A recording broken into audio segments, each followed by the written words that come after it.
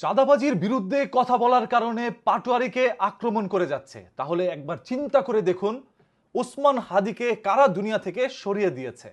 কারণ ঢাকা 18 আসনের মধ্যে পাটোয়ারি চাঁদাবাজের বিরুদ্ধে কথা বলছে, যার কারণে একের পর এক জায়গায় তাকে পচা ডিম নিক্ষেপ করা হচ্ছে এবং তার উপরে ঝাঁপিয়ে পড়ছে কোন একটি সন্ত্রাসী বাহিনী। সেটাই পাটোয়ারির দাবি এবং পাটোয়ারি কিন্তু নিজের মুখেই বলছে, আমি এই মির্জা আব্বাসের পদত্যাগ দাবি করছি বা তাকে দল থেকে বহিষ্কারের দাবি জানাচ্ছি। বিএনপি থেকে বহিষ্কারের দাবি জানানো এই নাসিরউদ্দিন পাটোয়ারি সে বলছে মির্জা আব্বাস হচ্ছে এই দেশের সব থেকে বড় ক্রিমিনাল এবং মির্জা আব্বাস হচ্ছে এই দেশের সব থেকে বড় চাঁদাবাজ, এটা তিনি বলে গেছেন। ওই কথার প্রেক্ষিতেই ব্যারিস্টার আসাদুজ্জামান ফুয়াদ তিনি নিজেও বললেন, যেহেতু নাসিরউদ্দিন পাটোয়ারির উপরে একের পর এক পরিকল্পিতভাবেই পচা ডিম নিক্ষেপ করা হচ্ছে, সেহেতু ধরেই নেওয়া যায় এরাই ঢাকা 18 আসনে হাদি নির্বাচনে দাঁড়ানোর কারণে তারা হাদিকে দুনিয়া থেকে সরিয়ে দিয়েছে। মানে ব্যারিস্টার ফুহাদ, তাকে তো হয়তো আপনারা অনেকেই চেনেন, সে কথা বলে সব সময়। তার নিজেরও কিন্তু একটি দল আছে, তার নিজের একটি পার্টি আছে। সেইখান থেকে তিনি নাসিরউদ্দিনের পক্ষে কথা বলছেন, কারণ নাসিরউদ্দিনের উপরে যারা ডিম হামলা করছে এরাই ওসমান হাদিকে দুনিয়া থেকে সরিয়ে দিয়েছে, এটাই তিনি বলার চেষ্টা করেছেন।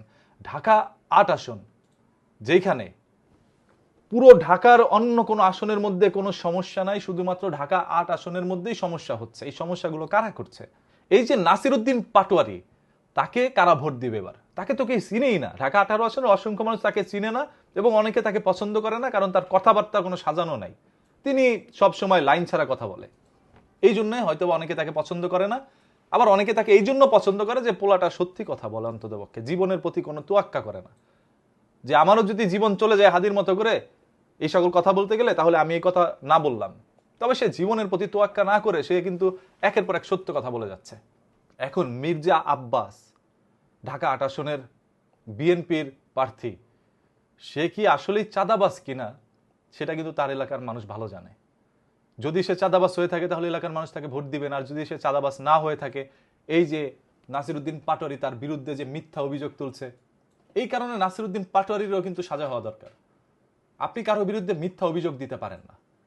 যদি সত্যই তিনি চাঁদাবাজ হয়ে থাকে, আপনারা কমেন্ট করে জানান। যারা যারা ঢাকা 8 আসনে বসবাস করেন, আপনারা সবাই একটু জানায়েন যে আসলেই মির্জা আব্বাস ভাই কি চাঁদাবাজ কিনা। এবং নাহিদ ইসলাম, এনসিবির আহ্বায়ক নাহিদ ইসলাম, তিনি বলেছিলেন এই মির্জা আব্বাসকে শহীদ প্রেসিডেন্ট জিয়াউর রহমান একসময় 30 টাকা দিয়ে বলছিল যে তুমি আমার দলে চলে আসো, তুমি আমার সাথে রাজনীতি করো। সেদিন থেকেই তার দলের মধ্যে উত্থান এবং এরপরে তিনি ঢাকা শহরে লক্ষ লক্ষ কোটি কোটি টাকার মালিক হয়ে গেলেন এবং একটি ব্যাংকেরও মালিক হয়ে গেলেন। তো এর পিছনে, এত টাকার পিছনে উৎস কই, কি করে তিনি এত টাকা বানাইছে, এটাই হচ্ছে নাসিরউদ্দিন পাটোয়ারির কথা এবং এনসিবির আহ্বায়ক নাহিদ ইসলামের কথা। অন্যদিকে হাসনাত আব্দুল্লাহ তো বলেই যাচ্ছে এই মির্জা আব্বাস একজন চাঁদাবাজ এবং ঢাকা 8 আসনের একজন ভিলেন, গ্যাংস্টার, এটা তারা বলে যাচ্ছে। তো মির্জা আব্বাসের বিরুদ্ধে অসংখ্য অভিযোগ তারা তুলে ধরছে। সত্য আর মিথ্যা সেটার প্রমাণ হয়তোবা জনগণই ভালোভাবে দিবে, জনগণই জানে।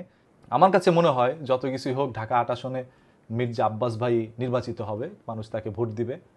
কারণ নাসিরউদ্দিন পাটোয়ারিকে তারাই ভোট দিবে যারা ওসমান হাদিকে ভালোবাসে। ওসমান হাদির জায়গায় যেহেতু নাসিরউদ্দিন পাটোয়ারি দাঁড়িয়েছে, সেহেতু ওসমান হাদির ভোটটাও তিনি পেতে পারে, এটা একটা সম্ভাবনা করা যায় যে তার ভোটটা তিনি পাবে। যদি সেটা আসলেই পায় তাহলে নাসিরউদ্দিন পাটোয়ারি নির্বাচিত হবে। দেখা যাক 12 তারিখে কে আসলে ওই এলাকার জন্যে মানে যথেষ্ট বা যোগ্য।